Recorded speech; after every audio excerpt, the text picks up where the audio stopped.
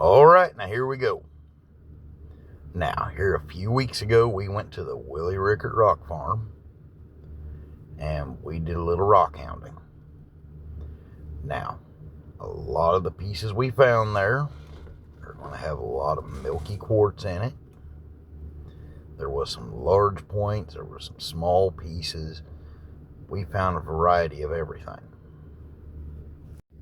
Now, it is more of a natural rock hounding experience there.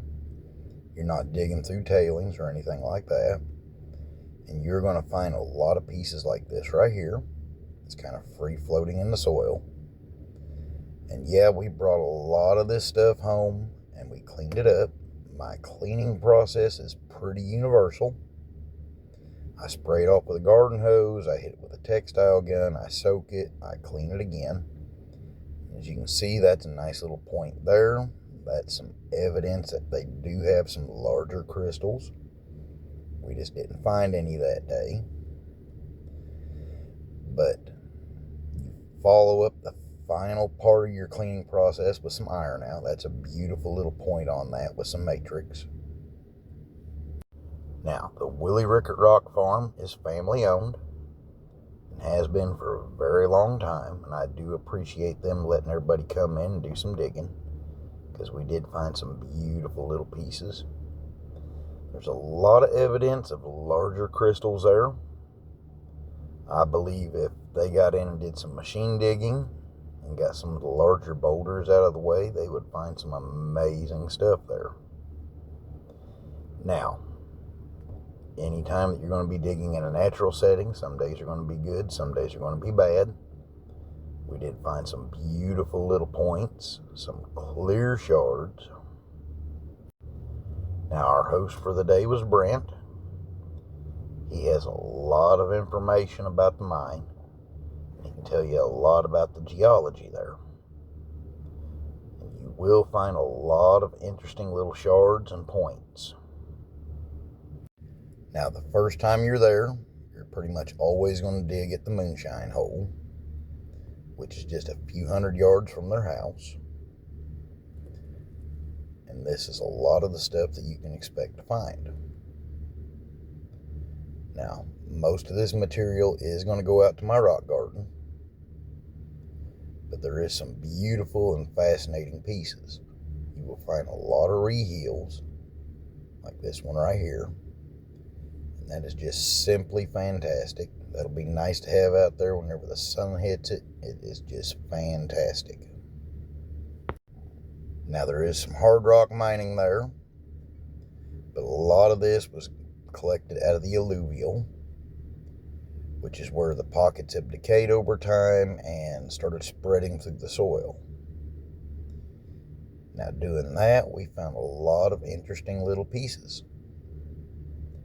This piece right here has a lot of matrix on it of milky quartz, but it's got a beautiful little line of crystals. It's like a little ridge back on there. Now, there is clear quartz there. They have some with iron inclusion. They have some with a hematite inclusion. And they have some with the chlorite, which we did not find any of the chlorite. I don't know if that's just not at the moonshine hole or what the deal is. But as you can see, we found some very interesting and very beautiful little pieces. Now, the entry into the mine is $30 for an adult. Children are free. So if you're in the area, it is well worth what you're going to spend to get in there to go and collect some beautiful rocks and have a nice day out in the sun. Now, with my first dig at a mine, I usually take all of my smalls and I put them in a jar with an LED light. And that just lights them up beautifully, especially if you have a lot of clears. And I label it with the mine that I got it from and the date that I went there.